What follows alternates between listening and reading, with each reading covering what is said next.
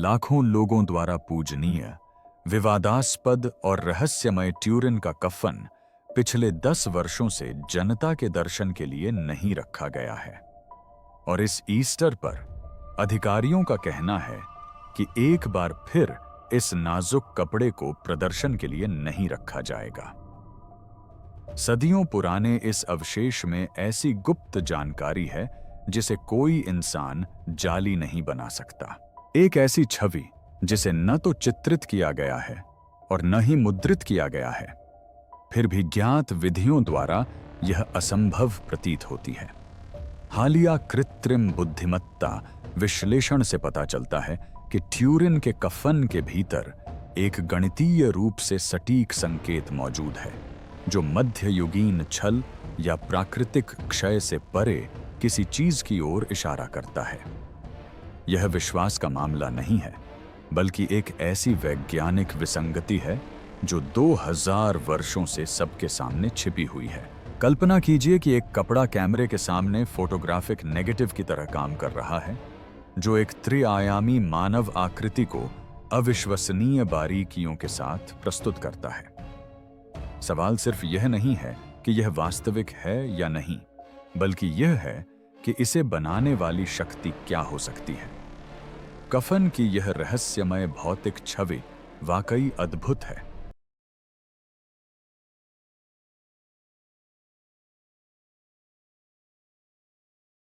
Turin का कफन लंबे समय से शोधकर्ताओं को आकर्षित और अचंभित करता रहा है, क्योंकि इसमें एक ऐसी छवि प्रकट होती है जो किसी भी पारंपरिक कलाकृति से बिल्कुल अलग है।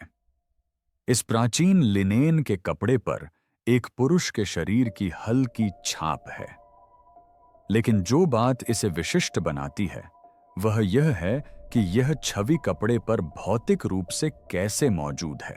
यह रंग केवल लिनेन के धागों के सबसे ऊपरी सूक्ष्म तंतुओं पर ही मौजूद होता है, जिसकी गहराई कुछ 100 नैनोमीटर से भी कम होती है, जो साबुन के बुलबुले से भी पतली होती है और नंगी आंखों से दिखाई नहीं देती।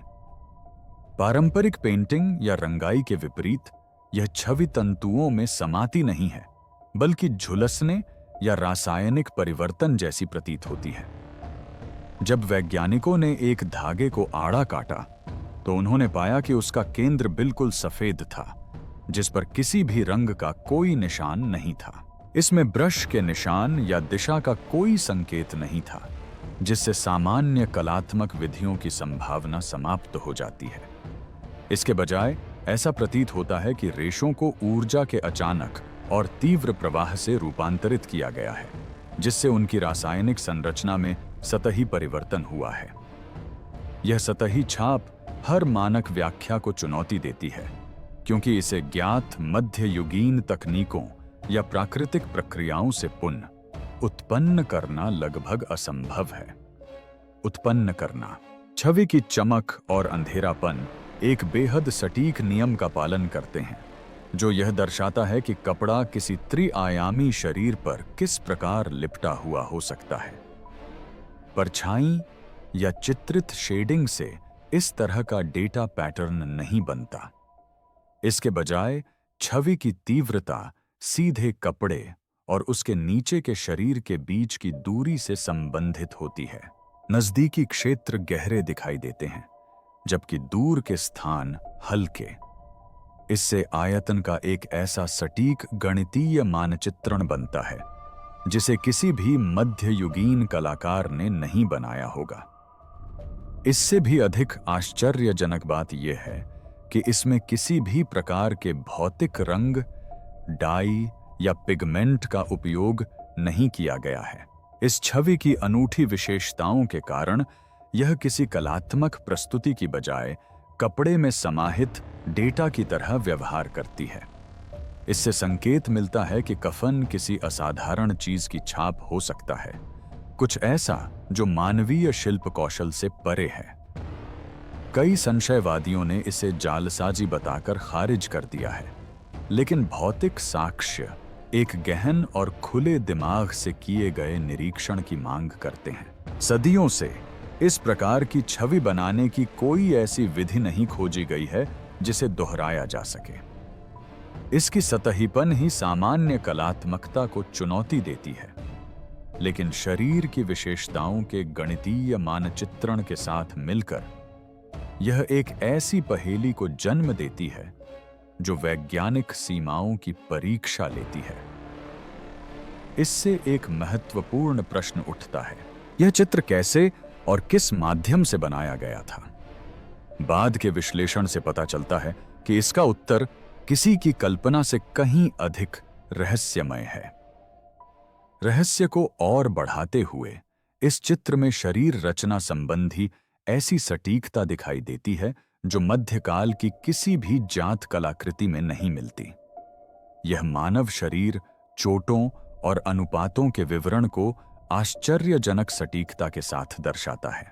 इससे न केवल गहन कौशल या ज्ञान का संकेत मिलता है, बल्कि संभवतः इसकी उत्पत्ति मानवीय इरादे से कहीं परे है। हर वैज्ञानिक दृष्टिकोण से देखने पर रहस्य और गहराता जाता है। कफन से उत्पन्न दुविधा इसलिए बनी हुई है क्योंकि यह किसी भी श्रेणी में आसानी से फिट नहीं बैठती। यह कला जीव विज्ञान, रसायन विज्ञान और भौतिक विज्ञान के बीच स्थित है और हर विषय की मान्यताओं का खंडन करता है।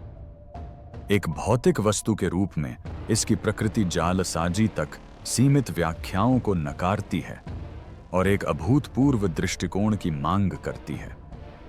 जैसे ही शोधकर्ताओं ने कफन का विश्लेषण करने के लिए उन्नत तकनीक का उपयोग करना शुरू किया, दृश्य छवि के नीचे छिपी सूक्ष्म संरचनाएं और पैटर्न उभरने लगे। ऐसे पैटर्न जिन्हें कोई आंख नहीं देख सकती थी, लेकिन एक आंख उन्हें आश्चर्यजनक स्पष्टता से पहचान सकती थी। जांच में एक नया अध्याय तब खुला जब अव्यवस्था में व्यवस्था खोजने के लिए डिजाइन की गई मशीनों ने कफन के छिपे गणितीय रहस्यों को उजागर किया। कृत्रिम बुद्धिमत्ता गणितीय समरूपता का पता लगाती है। कृत्रिम बुद्धिमत्ता विशेष रूप से जटिल संकेतों का पता लगाने के लिए प्रशिक्षित तंत्रिका नेटवर्क ने हाल ही में ट्यूरिन के कफन के अध्ययन में क्रांतिकारी बदलाव लाया है। वैज्ञानिकों ने कफन के दृश्य डेटा को एक एआई मॉडल में डाला, जिसे मूल रूप से अंतरिक्ष से आने वाले संकेतों की पहचान करने के लिए बनाया गया था, जो लिनेन के अव्यसन या व्यवस्थित रेशों को छानने के लिए एक उपयुक्त उपकरण साबित हुआ। उम्मीद थी कि इससे संदेह की पुष्टि होगी, शायद कुछ अनियमितता या जालसाजी के संकेत मिलेंगे।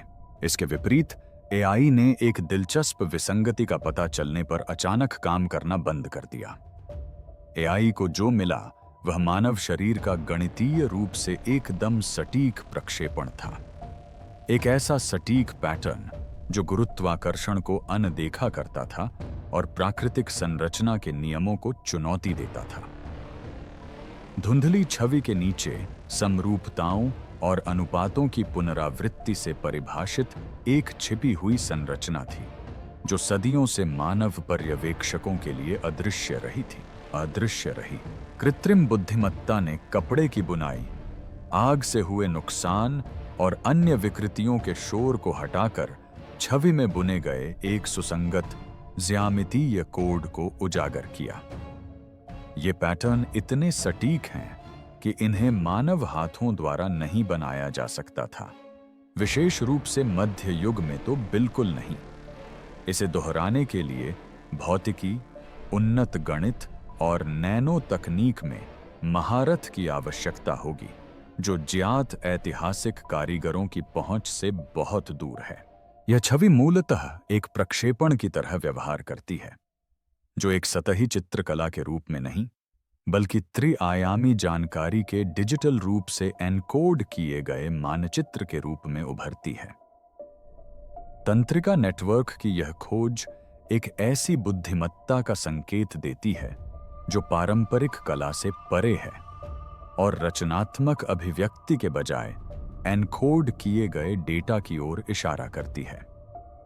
धागों में फंसा डिजिटल भूत यह दर्शाता है कि इस वस्तु ने छवि की तुलना में भौतिक अभिलेख के समान कुछ अधिक ग्रहण किया है। यह धोखाधड़ी या जालसाजी के लंबे समय से चले आ रहे सिद्धांतों को चुनौती देता है।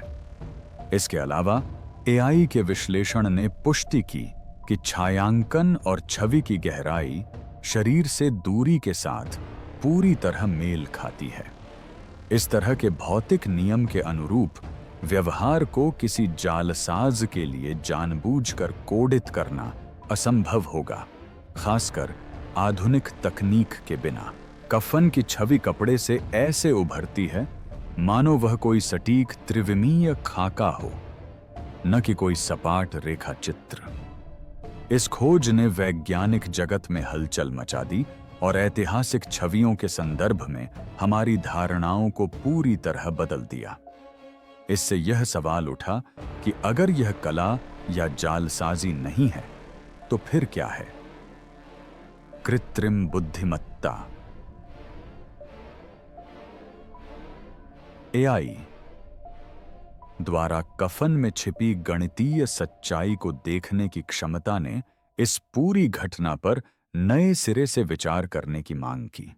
यह महत्वपूर्ण खोज एक ऐसा निर्णायक क्षण है जब विज्ञान और प्रौद्योगिकी इतिहास की सबसे बड़ी पहेलियों में से एक को सुलझाने के लिए एकजुट होते हैं। कफन अब महज एक जिज्ञासा मात्र नहीं रह गया है।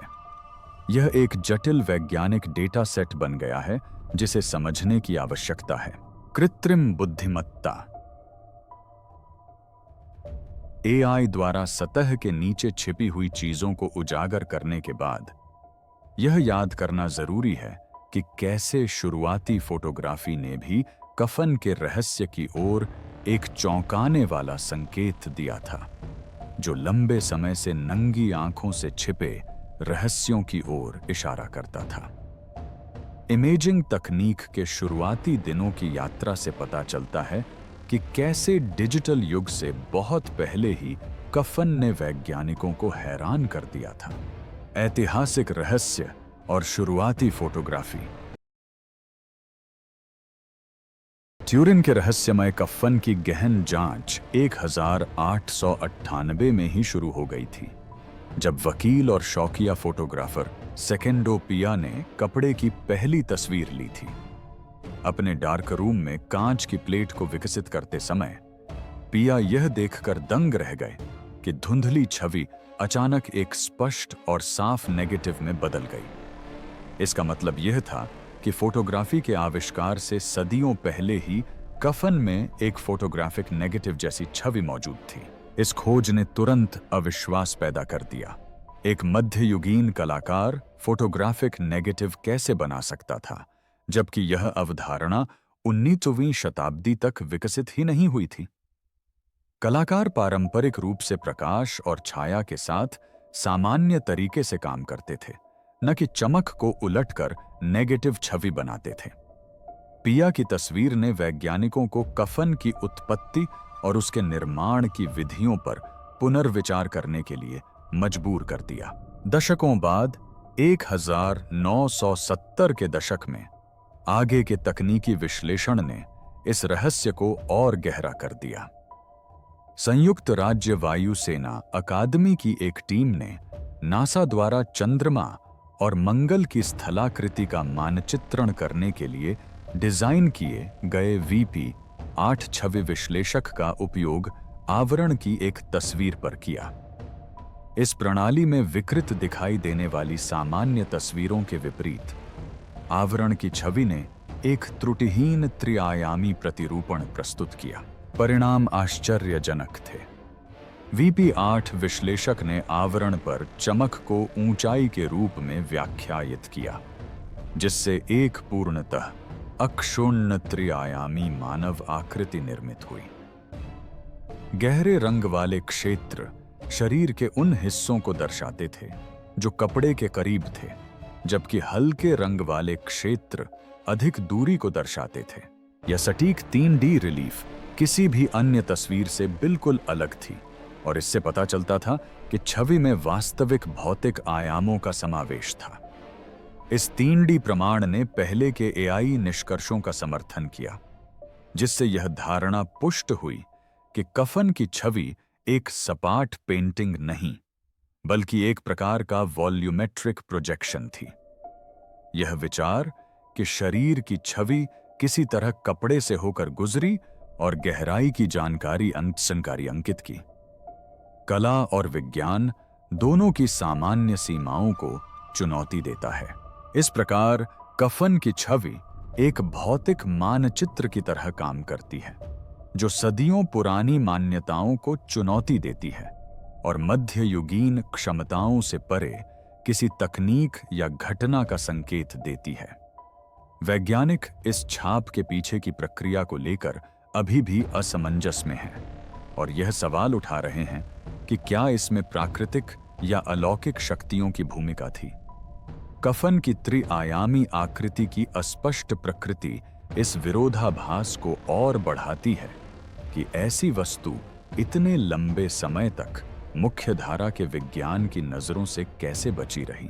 प्रारंभिक फोटोग्राफी और नासा स्तरीय तकनीक दोनों मिलकर इसकी विलक्षण स्थिति को उजागर करते हैं। जैसे जैसे तकनीकी जांच के तहत कफन अपने रहस्य उजागर करता जा रहा है, एक और खोज सामने आ रही है। खून के धब्बे जो फोरेंसिक सुराग प्रदान करते हैं और इसकी आश्चर्यजनक कहानी में एक और परत जोड़ते हैं। खून के धब्बे और छवि निर्माण का क्रम। ट्यूरिन के कफन के बारे में सबसे पुख्ता सबूतों में से एक कपड़े पर बिखरे हुए खून के धब्बे हैं। छवि के विपरीत, ये धब्बे असली मानव रक्त हैं, जिनकी पहचान टाइप ए के रूप में की गई है और फोरेंसिक विश्लेषण से पुष्टि होती है कि ये असली हैं, पेंट या रंग द्रव्य नहीं। रक्त की स्थिति और पैटर्न क्रूस पर चढ़ाने से होने वाले घावों से मेल खाते हैं, जो वर्णित पीड़ा के ऐतिहासिक विवरणों से मेल खाते हैं। यह बात अकेले ही इस धारणा को चुनौती देती है कि कफन महज एक कलात्मक रचना है। खून का छवि से संबंध इसे और भी रोचक बनाता है। विस्तृत वैज्ञानिक जांच से पता चलता है कि छवि बनने से पहले ही कपड़े पर खून जमा हो गया था। रक्त के धब्बों के नीचे शरीर की छवि का कोई निशान नहीं है, जिसका अर्थ है कि रक्त पहले रेशों में समा गया था। यदि छवि चित्रित की गई होती तो कलाकार को रक्त को सफेद छोड़ना पड़ता और फिर सावधानीपूर्वक उसके चारों ओर बिना अतिशयोक्ति किए रंग भरना पड़ता, जो मध्य युग में लगभग असंभव था। रक्त और छवि के बीच यह असंगत समय क्रम जालसाजी के सिद्धांतों को निर्णायक रूप से खारिज करता है। गहरे और स्पष्ट रूप से भीगा हुआ रक्त कपड़े की सतह पर बने जले हुए निशान से पहले दिखाई देता है। यह दो अलग अलग प्रक्रियाओं का संकेत देता है, एक जैविक और दूसरी असामान्य। दोनों एक ही कपड़े में समाहित हैं। शरीर का निशान रक्त को नहीं मिटाता, जो किसी कलात्मकता के बजाय एक असाधारण घटना की ओर इशारा करता है। फोरेंसिक विशेषज्ञों ने रक्त के धब्बों में किसी प्रकार की गड़बड़ी या फैलाव की कमी पर भी ध्यान दिया है। यदि शरीर को कफन से शारीरिक रूप से हटाया गया होता तो ये धब्बे और नाजुक रक्त के थक्के क्षतिग्रस्त या धुंधले दिखाई देते। इन विवरणों का इस प्रकार संरक्षित रहना छवि और रक्त के धब्बों के निर्माण के दौरान एक असामान्य परिस्थिति की ओर इशारा करता है, जिसका अर्थ है कि छवि के बनने तक कपड़ा अप्रभावित रहा। यह क्रम इस विचार का समर्थन करता है कि रक्त प्रामाणिक है और कफन पर बनी छवि सामान्य रंगाई या संपर्क से नहीं बनी है। इसके बजाय यह जैविक और भौतिक सीमाओं को पार करने वाली किसी परस्पर क्रिया की ओर इशारा करता है। जिसने भी यह छवि बनाई है वह रक्त प्रवाह के बाद की घटना होनी चाहिए, जो अचानक विस्फोट या प्रक्षेपण की अवधारणा से मेल खाती है। वैज्ञानिक परीक्षण से पुष्टि होती है कि रक्त में वास्तविक हीमोग्लोबिन और सीरम मौजूद हैं, साथ ही मानव घाव के विशिष्ट रासायनिक चिन्ह भी हैं। ये विवरण एक और ठोस प्रमाण प्रदान करते हैं, जिसे अंधविश्वास या कृत्रिमता कहकर आसानी से खारिज नहीं किया जा सकता। कफन एक फोरेंसिक वास्तविकता को दर्ज करता है जो इसकी रहस्यमय प्रामाणिकता को और भी पुष्ट करता है।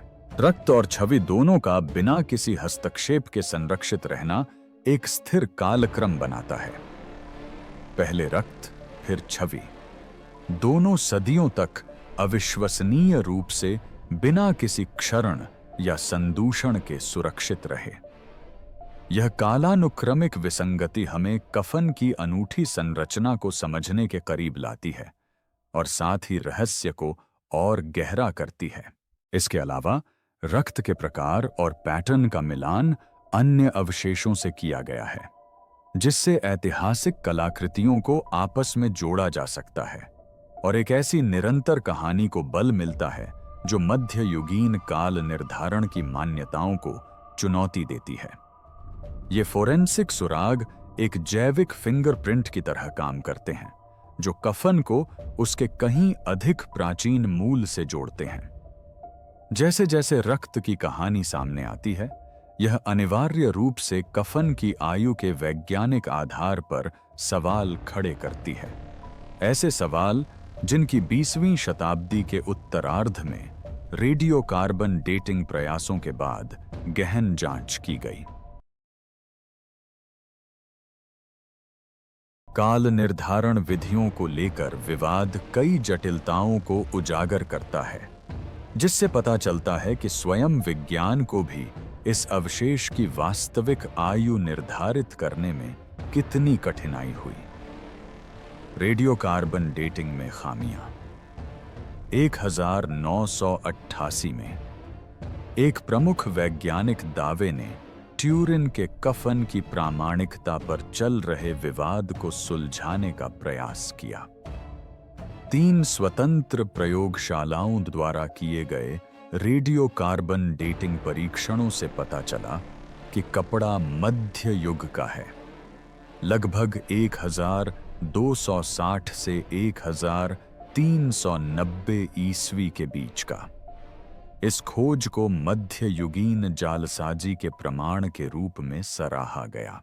हालांकि आगे की जांच में गंभीर खामियां सामने आईं, जिससे इन परिणामों पर संदेह पैदा हो गया और यह संकेत मिला कि कफन की वास्तविक आयु बहुत अधिक हो सकती है।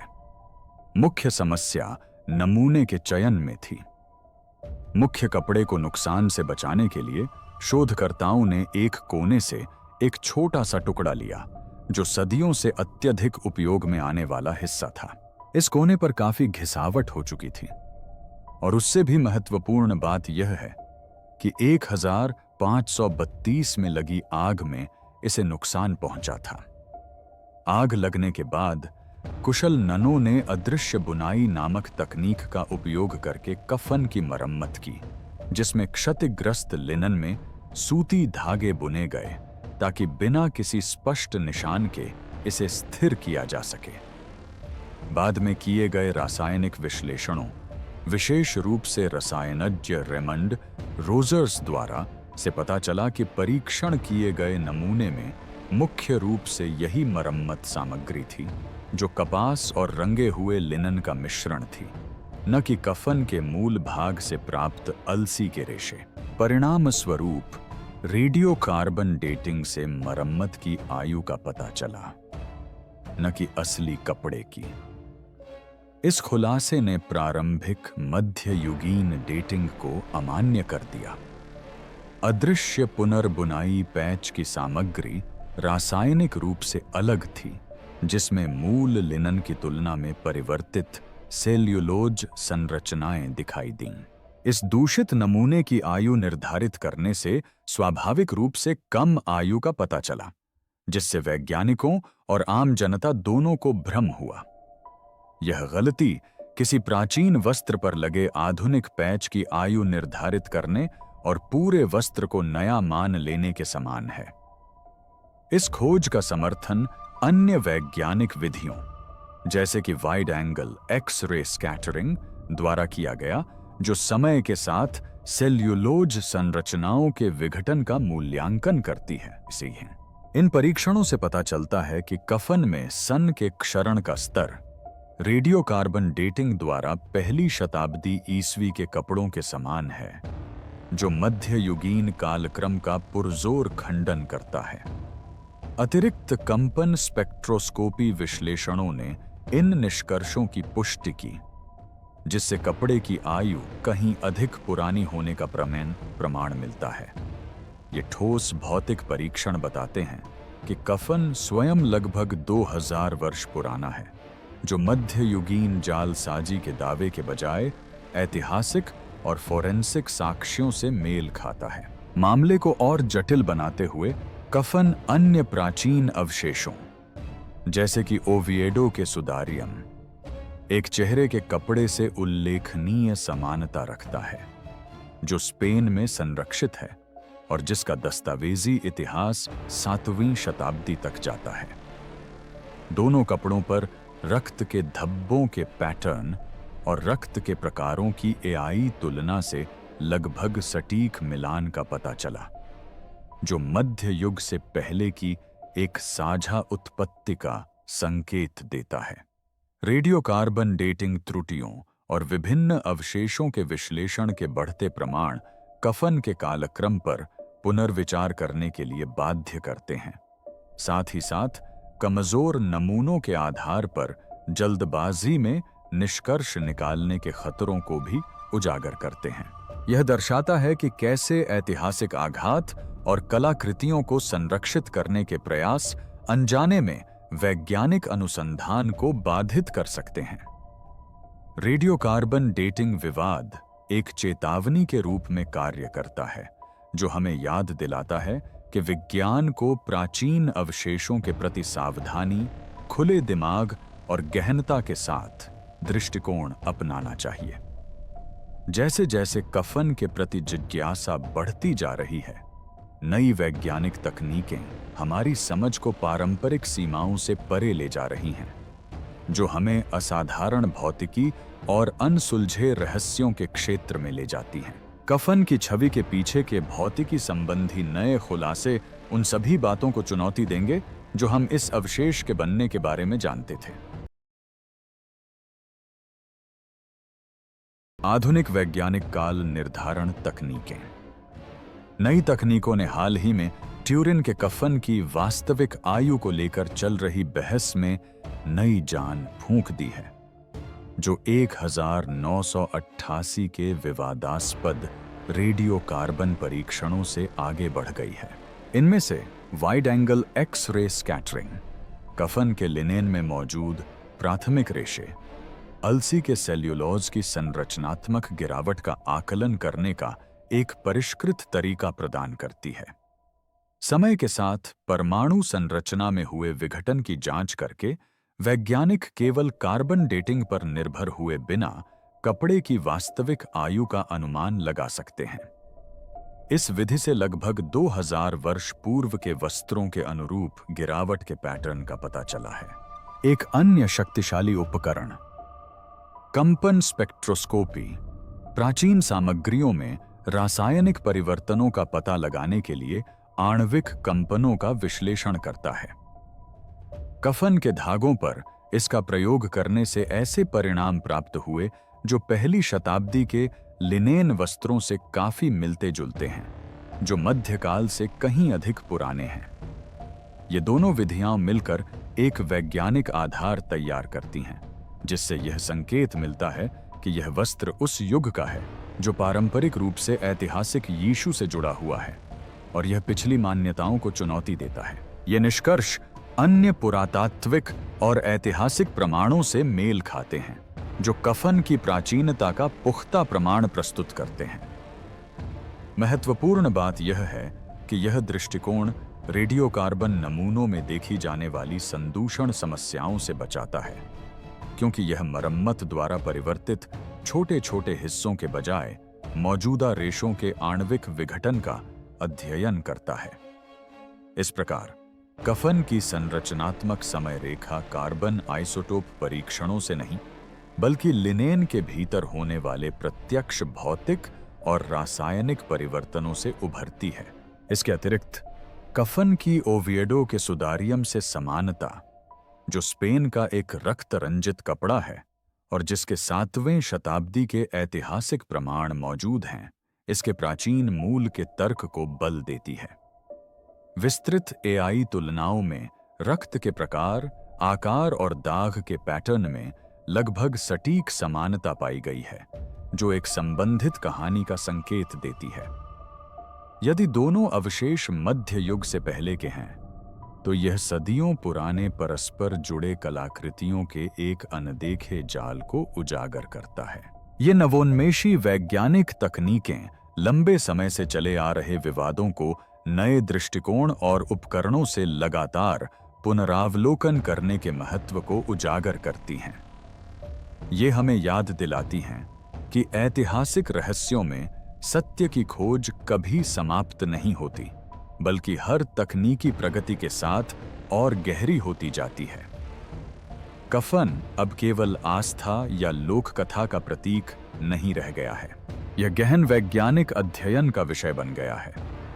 फिर भी इन काल निर्धारण संबंधी खोजों से नए प्रश्न उठते हैं। यदि कपड़ा इतना पुराना है, तो कला, रसायन विज्ञान और भौतिकी के नियमों को धता बताते हुए इस पर बनी छवि कैसे बनी होगी? इस पहेली को सुलझाने के लिए न केवल आयु, बल्कि उन विशिष्ट भौतिक और ऊर्जावान प्रक्रियाओं का भी अध्ययन करना आवश्यक है, जिन्होंने कफन पर दिखाई देने वाली छाप को आकार दिया है। कफन की रहस्यमय उत्पत्ति विज्ञान को उन घटनाओं को उजागर करने की चुनौती देती है जो सामान्य व्याख्या से परे हैं। ठीक उसी प्रकार की घटनाएं जिनकी ओर कृत्रिम बुद्धिमत्ता एआई ने पहली बार तब संकेत दिया था जब उसने कपड़े में एनकोड किए गए एक असंभव संकेत का पता लगाया था। समझने की यह खोज समय से लेकर प्रकाश, ऊर्जा और स्वयं पदार्थ की प्रकृति तक जाती है। इससे पहले कि हम इस छवि के पीछे छिपे अद्भुत भौतिकी को समझें, यह जानना अत्यंत आवश्यक है कि प्रकाश ने कपड़े के साथ किस प्रकार परस्पर क्रिया की, जिसे कोई भी ज्ञात प्राकृतिक या कलात्मक प्रक्रिया स्पष्ट नहीं कर सकती। किस प्रकार का विकिरण कपड़े को नुकसान पहुंचाए बिना इतना सटीक त्रिआयामी निशान बना सकता है? इसका उत्तर हमें पराबैंगनी विकिरण और विशाल ऊर्जा विस्फोटों की दुनिया में ले जाता है, जो पारंपरिक इमेजिंग विधियों से कहीं आगे है। विमूर्तकरण का सिद्धांत। ट्यूरिन के कफन के एआई विश्लेषण से उभरने वाला सबसे असाधारण सिद्धांत यह है कि जिस शरीर को इसने ढका था, वह केवल मरा नहीं, बल्कि उसका विमूर्तकरण हुआ। आधुनिक भौतिक विज्ञानी इस आश्चर्यजनक घटना को समझाने के लिए पतन अवस्था सिद्धांत का प्रस्ताव देते हैं। इस विचार के अनुसार शरीर का द्रव्यमान एक अत्यंत स्थानीयकृत प्रक्रिया में सीधे ऊर्जा में परिवर्तित हो गया, जिससे विकिरण की एक विशाल चमक निकली जो कफन पर अंकित हो गई। यह पारंपरिक क्षय या अपघटन से कहीं अधिक जटिल है और मौलिक भौतिकी के क्षेत्र में प्रवेश करता है। आइंस्टीन का समीकरण E=mc2 हमें सिखाता है कि द्रव्यमान की एक छोटी सी मात्रा में भी अपार ऊर्जा समाहित होती है। यदि शरीर के परमाणु अचानक परिवर्तित या विघटित हो जाएं, तो ऊर्जा का यह उत्सर्जन अत्यंत शक्तिशाली होगा, प्रकृति में सामान्यतः होने वाली किसी भी घटना से कहीं अधिक शक्तिशाली। आश्चर्यजनक रूप से एआई ने दिखाया कि यह विकिरण सामान्य विस्फोट की तरह नहीं फैला। इसके बजाय ऊर्जा गुरुत्वाकर्षण के लंबवत एक सीधी रेखा में प्रवाहित हुई, जो एक अविश्वसनीय रूप से नियंत्रित और दिशात्मक घटना का संकेत देती है। इस संरेखित विस्फोट की कल्पना ऊर्जा की एक किरण या स्तंभ के रूप में की जा सकती है, लगभग एक केंद्रित प्रक्षेपण की तरह जो सीधे कपड़े पर अंकित हो गया हो। कफन की छवि वैज्ञानिकों द्वारा वर्णित आयतनिक या आयताकार प्रक्षेपण के अनुरूप व्यवहार करती है, जिसमें शरीर की विकिरण ऊर्जा क्षण भर के लिए कफन से होकर गुजरी। यह सिद्धांत बताता है कि छवि का झुलसा हुआ निशान केवल ऊपरी सूक्ष्म तंतुओं पर ही क्यों बना रहता है, न कि उन्हें जलाकर या गहराई तक समाकर। भौतिक विज्ञानी इस प्रक्रिया की तुलना जीव विज्ञान में घटना क्षितिज से करते हैं, जो एक ऐसा महत्वपूर्ण बिंदु है जहां शरीर की भौतिक अवस्था में नाटकीय परिवर्तन होता है और वह पूरी तरह से कुछ और बन जाता है। यह धारणा पारंपरिक जीव विज्ञान और भौतिकी को चुनौती देती है, लेकिन एआई द्वारा उजागर किए गए अनूठे डेटा से पूरी तरह मेल खाती है, जो यह संकेत देता है कि शरीर एक ऐसी अवस्था में प्रवेश कर गया था जो सामान्य मानवीय अनुभव से परे है। तीव्र अवस्था परिवर्तन, ऊर्जा का उत्सर्जन और क्षणिक गायब होना, ये सभी मिलकर इस हैरान कर देने वाली व्याख्या को पुष्ट करते हैं। इस पहेली को और भी पेचीदा बनाते हुए फोरेंसिक साक्ष्य में सड़न या ऊतक के टूटने के कोई संकेत नहीं मिलते हैं। सामान्यतः 40 घंटों के भीतर शरीर से ऐसे संक्षारक पदार्थ निकलने लगते हैं जो कपड़े पर बनी किसी भी छवि को धुंधला या नष्ट कर देते हैं। फिर भी यहां कफन पर बनी छवि एकदम अक्षुण्ण है, जिससे पता चलता है कि शरीर के सड़ने से पहले ही वह गायब हो गया था। इससे यह स्पष्ट होता है कि रक्त के कपड़े में समा जाने के लिए बहुत कम समय बचा था। एक छवि बनी और फिर किसी तरह शरीर गायब हो गया। खून के धब्बे इस असंभव घटनाक्रम को और पुष्ट करते हैं। यदि कपड़ा हटा दिया गया होता या शरीर को बाहर निकाल लिया गया होता, तो दाग और घाव लिनेन के रेशों को धुंधला या क्षतिग्रस्त कर देते। इसके विपरीत विस्तृत और दोष रहित छवि के साथ रक्त पूरी तरह से बरकरार है, जो दर्शाता है कि शरीर बिना किसी भौतिक गड़बड़ी के गायब होने तक लिपटा रहा। यह भयावह विवरण विमूर्तता के सिद्धांत को और अधिक बल देता है। संशयवादी तर्क दे सकते हैं कि ये विचार अविश्वसनीय हैं, लेकिन एआई द्वारा गणितीय रूप से परिपूर्ण गुरुत्वाकर्षण विरोधी प्रक्षेपण का पता लगाना पुनर्विचार की मांग करता है। चित्रकला, फोटोग्राफी या जालसाजी से संबंधित सामान्य व्याख्याएं इतने सटीक रूप से परखे गए साक्ष्यों के संयोजन को स्पष्ट नहीं कर सकती। आस्था और भौतिकी के संगम पर किसी अलौकिक या अनसुलझी वैज्ञानिक घटना की संभावना निहित है। चाहे आप इसे किसी चमत्कार का प्रमाण माने, विज्ञान द्वारा अभी तक न समझी गई कोई घटना माने, या मानवता द्वारा अब तक सामना की गई सबसे जटिल पहेली माने, ट्यूरिन का कफन हमें अपने ज्ञान की सीमाओं का सामना करने के लिए विवश करता है। यह पदार्थ, ऊर्जा और चेतना के अंतर संबंध का अन्वेषण करने के इच्छुक भावी वैज्ञानिकों के लिए एक चुनौती है। अंततः कफन एक ऐसा संदेश हो सकता है जो सबके सामने छिपा हो, समय में अंकित एक डिजिटल भूत जो चुपचाप व्याख्या से परे है और हमें खोज जारी रखने के लिए प्रेरित करता है। इस परिकल्पना के बिल्कुल किनारे पर एक और भी गहरा निहितार्थ निहित है। सूचना। यदि पदार्थ एक अनुशासित, अराजक मुक्त प्रवाह में ऊर्जा में परिवर्तित हो जाता है, तो पदार्थ के लुप्त हो जाने पर भी संरचना संरक्षित रहती है। छवि विनाश का उप उत्पाद नहीं, बल्कि व्यवस्था का अवशेष होगी। पदार्थ रूपांतरित होगा, मिटाया नहीं जाएगा। इस अर्थ में कफन जलने की घटना से कम और वास्तविकता के बदलते क्षण में ली गई एक तस्वीर की तरह अधिक प्रतीत होता है। ऐसी घटना मृत्यु को ही नया अर्थ दे देगी। अंत नहीं, क्षय नहीं, बल्कि एक ऐसा अचानक परिवर्तन जिसे समय शायद ही दर्ज कर पाए।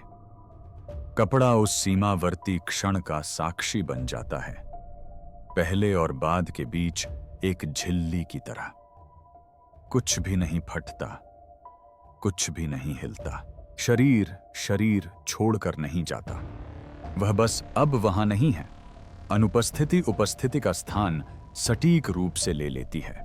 यह व्याख्या आंकड़ों में मौजूद मौन को भी प्रमाण के रूप में प्रस्तुत करती है। कोई विस्फोट त्रिज्या नहीं, कोई ताप प्रवणता नहीं, कोई संपार्श्विक क्षति नहीं, केवल संयम, केवल नियंत्रण।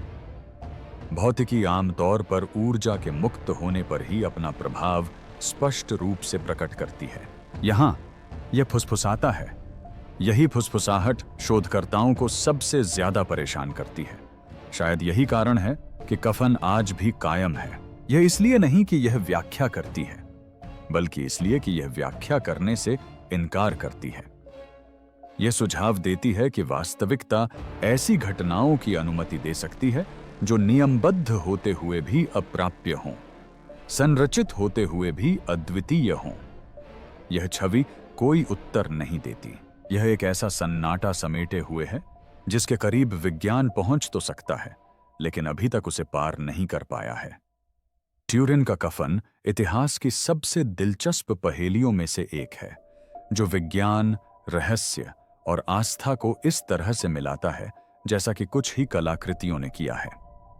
कृत्रिम बुद्धिमत्ता द्वारा असंभव संकेतों की खोज से लेकर अभूतपूर्व भौतिकी सिद्धांतों तक, यह वास्तविकता के बारे में हमारे सभी ज्ञान को चुनौती देता है। यदि आपको अज्ञात की यह खोज पसंद आई, तो दुनिया के सबसे बड़े रहस्यों की और भी गहन पड़ताल के लिए लाइक और सब्सक्राइब करना न भूलें।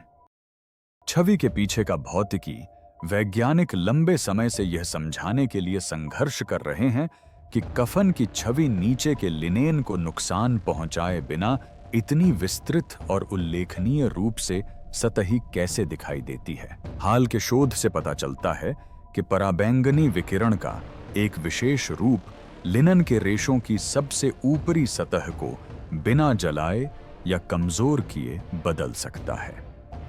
इस प्रकार का पराबैंगनी प्रकाश रंग को उसी तरह बदलता है जैसा कि हम कफन पर देखते हैं। धागों पर केवल एक सूक्ष्म परत होती है जो कपड़े की अखंडता को बनाए रखती है, जबकि एक स्पष्ट छाप छोड़ देती है। हालांकि मानव शरीर के आकार के कपड़े पर इस प्रभाव को उत्पन्न करना केवल एक दीपक जलाने जितना आसान नहीं है।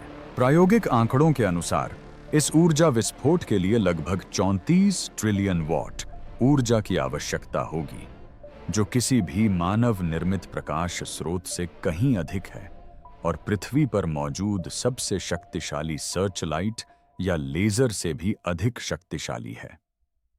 कपड़े को जलने से बचाने के लिए इस दीप्तिमान स्पंद को 40 अरबवें सेकंड से भी कम समय तक रहना होगा, जिससे यह न केवल शक्तिशाली बल्कि असाधारण रूप से संक्षिप्त और सटीक भी हो जाता है।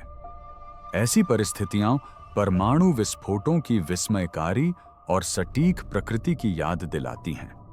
फिर भी यहां ऊर्जा को विनाशकारी ऊष्मा के बिना शुद्ध प्रकाश के रूप में माना जाता है, जो मानक भौतिकी प्रयोगशालाओं में लगभग अनसुनी घटना है। यह ऊर्जा के अचानक व्यापक उत्सर्जन का संकेत देता है, जो एक टॉर्च की तरह सटीक स्पंदन में केंद्रित होकर शरीर के आकार और आयतन को बिना जलाए ही अंकित कर देता है। इससे एक मौलिक सैद्धांतिक व्याख्या सामने आती है, जिसे एआई के निष्कर्षों का समर्थन प्राप्त है। कफन में कैद शरीर विमूर्तकरण प्रक्रिया या पतन की अवस्था से गुजरा था। इस स्थिति में शरीर का द्रव्यमान अचानक ऊर्जा में परिवर्तित हो गया, जिससे विकिरण का एक तीव्र विस्फोट हुआ जो कपड़े से होकर गुजरा और गुरुत्वाकर्षण के लंबवत एक सीधी रेखा में उसकी आकृति को अंकित कर दिया। आइंस्टीन का प्रसिद्ध समीकरण E=mc2 बताता है कि एक छोटा सा द्रव्यमान भी अत्यधिक ऊर्जा उत्पन्न कर सकता है। यदि शरीर के परमाणु तेजी से रूपांतरित होते तो विकिरण की एक तीव्र चमक उत्पन्न होती। आश्चर्यजनक रूप से कृत्रिम बुद्धिमत्ता ने पता लगाया कि यह ऊर्जा परमाणु विस्फोटों की तरह गोलाकार रूप में नहीं फैली। इसके बजाय यह एक केंद्रित किरण के रूप में प्रवाहित हुई, जिससे हमें दिखाई देने वाली यह अनोखी गुरुत्वाकर्षण विरोधी छवि बनी। यह घटना भौतिकी में घटना क्षितिज की अवधारणा से मेल खाती है, जो एक ऐसी सीमा है जहां पदार्थ अचानक अवस्था परिवर्तन से अपनी अवस्था बदलता है। महत्वपूर्ण बात यह है कि फोरेंसिक आंकड़ों से कफन की छवि में अपघटन या सड़न का कोई सबूत नहीं मिलता, जिससे पता चलता है कि शरीर प्राकृतिक क्षय शुरू होने से पहले ही गायब हो गया था। इससे शरीर को लपेटने और उसके गायब होने के बीच का समय सीमित हो जाता है। रक्त के धब्बों का संरक्षित रहना और क्षय पदार्थों की अनुपस्थिति इस विचार का समर्थन करती है कि शरीर को इतने लंबे समय तक लपेटा गया था कि रक्त कपड़े में समा गया, लेकिन इसके बाद जो भी हुआ उससे शरीर गायब हो गया। इससे यह स्पष्ट होता है कि छवि का निर्माण सभी ज्ञात जैविक और भौतिक प्रक्रियाओं के विपरीत है। इन जानकारियों के साथ कफन केवल एक अवशेष नहीं, बल्कि एक गहन वैज्ञानिक पहेली के रूप में उभरता है, जो पदार्थ, ऊर्जा और शायद स्वयं जीवन के बारे में हमारी समझ को चुनौती देता है। प्राचीन कपड़े से लेकर अत्याधुनिक भौतिकी तक हर परत के खुलने के साथ रहस्य और गहराता जाता है। सबसे गहरे स्तर पर भौतिकविदों को जो बात परेशान करती है वह इसमें शामिल शक्ति नहीं, बल्कि संयम है। ऐसा प्रतीत होता है कि अथाह ऊर्जा बिना किसी अराजकता, बिना किसी संपार्श्विक क्षति, बिना किसी ऊष्मीय हिंसा के मुक्त हुई है। प्रकृति शायद ही कभी इस तरह व्यवहार करती है। ऊर्जा आमतौर पर विनाश के माध्यम से प्रकट होती है। यहां ऐसा प्रतीत होता है कि इसने सीमाओं का पालन किया है, मानो किसी आंतरिक तर्क द्वारा निर्देशित हो, जिसे गणितीय रूप से वर्णित करने की क्षमता हमारे पास अभी नहीं है। यदि यह व्याख्या आंशिक रूप से भी सही है, तो कफन किसी घटना के बजाय एक परिवर्तन का भौतिक प्रमाण हो सकता है। विस्फोट नहीं, बल्कि रूपांतरण। गति नहीं, बल्कि परिवर्तन। लिनेन एक मूक संवेदक बन जाता है, जो उस क्षण को दर्ज करता है जब पदार्थ ने थोड़े समय के लिए अपरिचित नियमों का पालन किया। इस संभावना के कारण कफन एक विचित्र श्रेणी में आ जाता है। न तो यह कोई कलाकृति है और न ही कोई प्रयोग, बल्कि यह एक प्रमाण है, एक ऐसी प्रक्रिया का प्रमाण जिसे दोहराया नहीं जा सकता, केवल अनुमान लगाया जा सकता है। यह दर्शाता है कि भौतिकी इतिहास की तरह कभी-कभी एक अद्वितीय क्षण को संरक्षित कर सकती है, एक ऐसा क्षण जो दोहराया नहीं जा सकता, फिर भी व्याख्या की मांग करता है। इस अन्वेषण का अगला अध्याय असाधारणता के क्षेत्र में और आगे बढ़ता है, जहां विज्ञान उन प्रश्नों के द्वार खोलता है जो कभी असंभव की दुनिया में दबे स्वर में पूछे जाते थे।